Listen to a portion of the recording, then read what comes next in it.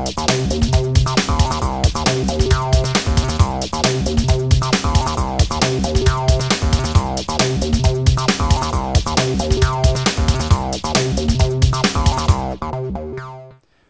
hello everybody. My name is Anton Bollen. I came from Berlin to be here today, and I'm really excited. This is the first time that I am in Krakow, and I'm going to talk to you today about the flipped classroom. The flipped classroom is a new way of teaching that got started in America about 5 years ago and is getting a lot of momentum. A lot of teachers are starting to teach this way because they're seeing some really good results. They notice that their students are learning more, are learning better, and are more excited and having more fun learning. So I'm going to talk to you a little bit about what this flipped classroom is and what you can do to actually make a flipped classroom of your own. So let's go back 5 years to the year 2006, because this is the year it really got started in America. So here are John Berkman and Aaron Sams. They are two teachers from Colorado. You can kind of see back here the Colorado mountains, the Rocky Mountains. And what they did is, back in 2006, they found some software called Camtasia Studio that allowed them to record their lectures, their presentations. They were doing PowerPoint presentations just like I am doing, and they figured out it's really easy to record it while I'm doing it. It's as simple as taking a computer, connecting a microphone to the computer, clicking on record on start at the beginning of class, then do the normal class at the end, click on stop, and then they had a video of their lecture that they were giving that day to their students. And that was really helpful to help the students that were sick. They missed class, and they asked the next day, hey, what did we do yesterday in class? So rather than having to tell them again, they simply send them a video, and the students watch the video, and they really see the lecture, and they can learn it all over again. The students really, really liked this kind of way of teaching, and even the students that went to class and had the lectures would go up to the teacher afterwards and ask, hey, can you send me the video? I want to look at it again. I want to learn from it. Videos are more fun than normal school. So, Sam and John were sitting in the cafeteria and they were talking. What can we do with our videos to help all students, not just the sick ones or the ones who are traveling, but all students? What can we do so they can learn a lot better? And they came up, or they decided to take a look at where the problem is in school. Why aren't the students learning as much as they should?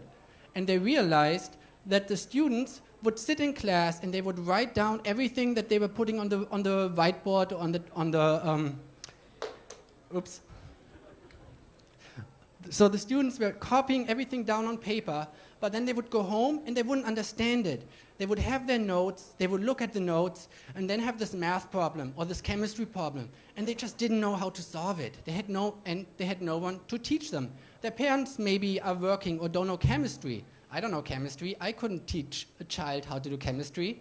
Yeah, so they had this great idea on, let's do the following. So they decided to do this. First, Sam and John, the teachers, they recorded their lectures. They pre-recorded them at home in their office, and then they sent these videos to the students as homework. So rather than saying, do all these exercises, they said, watch this video at home.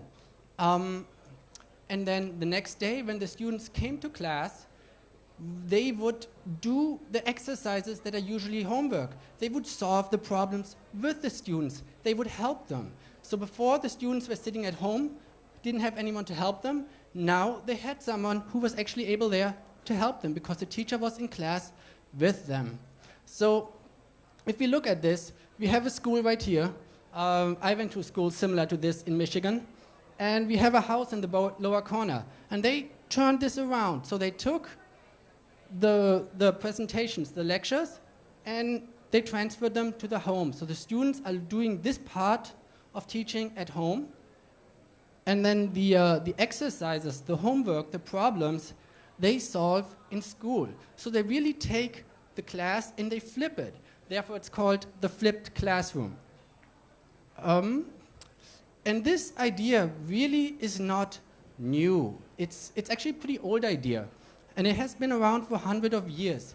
We just don't think about it. And a lot of teachers have started just lecturing, standing in front, talking to the students, and not giving them help. But think about, for example, the literature teachers. The ones that teach here, they would teach Polish books. In Germany, they teach German books. In America, they teach British or American books. And they go and say, take the book, read it at home, next day in class, we talk about it, we work through the book, we try to understand it together. And that works really well. But in a lot of other subject matters, geography, history, chemistry, math, we got away from this kind of learning. But with the flipped classroom, it becomes accessible again. So here we go, we have a student who is watching the lecture, who's watching the teacher tell the student what they need to know. And they're doing this at home, they're doing this in the park maybe they're doing this on the bus if they have a little iPod. They're doing this on the bus on the way to school or on the way from school. And this format, video lectures, is really good for students because, for one, they can learn at their own speed. If they don't understand a section, they can just pause the video, go back a few seconds, watch it again. You can't do that in normal school. You can't say, hold on, teacher, let me go back 5 seconds and watch that part again. That doesn't work in normal school. But in the flipped classroom, they can just do that. Or they can watch the lecture over and over and over again. Further, they can learn anywhere, and I already said that. They can learn on the bus, wherever they are going. And last of all, students are motivated. They want to learn this way. I wish in my school I had learned this way. You know, it's teachers are using technology. Teachers are connecting with the youth. It's not, I don't feel like I'm going back 20 years when I go to school because there's no technology. It's like teachers are talking to me on a level that I can understand. Let's take a look at how this might look like. So this is a traditional classroom where you have a teacher standing in front, talking for 45 minutes, then the students go home. So first up, usually the class is comprised of 5 minutes of introductions. You know, in the beginning, students are trying to settle down. Then you have to add some questions about the homework from the night before that the students didn't understand. So you go over stuff again that you don't really want to go over again. You want to move on with the new stuff. Then you teach new things for about 15 minutes, which is not a long time to teach students things. And then at the end, you really only have 10 minutes left to do activities. And activities is the part where the students take the new knowledge and apply it and try to learn from it. What does it mean? How can I solve a problem with what I just learned? But in a traditional classroom, you don't have very much time to do that with the students. And then they go home and are frustrated with their homework. In the flipped classroom, if we turn this around, we still have the 5 minutes of introductions in the beginning when you get started. But then you still have to answer some questions about the lecture that the student may or may not have understood. But then you have this big green chunk back here that's like 30 minutes of time that you can use to do exercises with the students and help them complete the math problems and explain it to them what they're doing good and what they're doing wrong. Okay, still doing good on time? So now is the question. You have switched to this flipped classroom model and you have 30 minutes of time. What are you going to do with this time?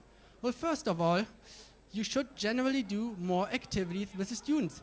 Do the problems you would normally do or you would normally assign as homeworks with the students together, because the more exercises you do with them, the more they have practice and they have help when they do this. So because you as a teacher can be there and you can help them, and at the end they understand it a lot better than if they go home and try to figure it out for themselves.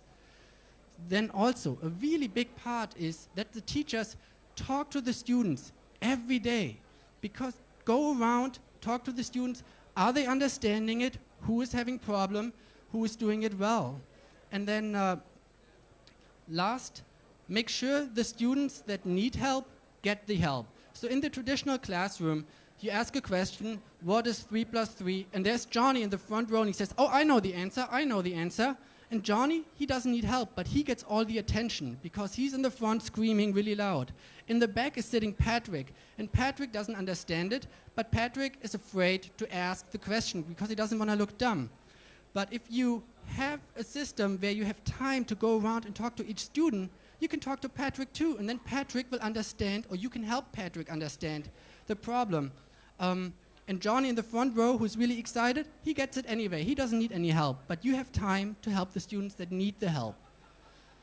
So, there are 3 key elements to flipping the classrooms. First up, quality instructional videos, your lessons, the things you give your students to take home and watch. There are some online resources. I'm sure all of you have heard of the Khan Academy. There's lots of websites, MathTrain, YouTube. There's lots of online resources. But it's even better if you create your own instructional teacher videos, because then the students hear your voice, they connect with you as a teacher, which is really important in getting them to trust you and getting them to work with you. Then these videos are easier to make than one might believe. There's a lot of tutorials out there that help you make your first lectures, especially if you're trying to switch to flipped classroom models. And then also, these videos, once you make a video, they're reusable. So if you have the same class later, you can just send them the same video again. So there's a lot of value in this. However, keep in mind that sometimes a video is not the best way to teach a student something. So for example, if you're teaching geography, maps, which country is where, there might be some interactive maps that are more practical than trying to make a video about it. So just keep that in mind as you're trying to figure out how to teach your students, that a video works great in a lot of cases, but don't get narrow-minded and only focus on video. Second really important point then are the class activities. The students, it helps from experience from the teachers I've talked to, that they divide the students into groups of 5 or 6 students and have the students work together and help each other and teach each other. It's really good for them as a learning experience. Then also, if you're, for example, a chemistry teacher, rather than doing a demonstration once and having 30 kids watch you, do it 3 or 4 times to smaller teams, because they can learn from it more better. So going back to the point I made earlier, that the more you engage them in class and work with them in class and have them and help them and talk to them when they're trying to understand the issues, at the end they're going to be learning a lot more and it's going to be a lot more fun for them. So last point for what's important for a flipped classroom is the evaluation of the students' work. So are your students learning? You always have to ask yourself that. Are they getting what I'm talking to, or what I'm talking about, or are they really confused? So one teacher that I know, Aaron Sams, I showed him earlier, he sets, at the beginning on Monday, he sets a goal for Friday. He says, by Friday, all my students need to know these 5 chemistry formulas. That is just the goals that he sets for himself. And then throughout the week, he talks to each student and makes sure they're all getting there. And if Patrick is not getting the formulas, he works a little bit more with Patrick to make sure that at the end of the week, pretty much all his students can master those 5 formulas. So that was a quick little overview on the flipped classroom, how you can go from a traditional classroom where the teacher stands in the front and just talks and talks and talks, the way I'm doing it right now, and everybody else is just watching and listening, to a way where the students watch the videos at home, and then in class they work together in little groups to really learn it. And the teacher, this guy right here, he goes around to every single group, to every single student, and checks and makes sure they're really getting it. So that's all I got. Any questions?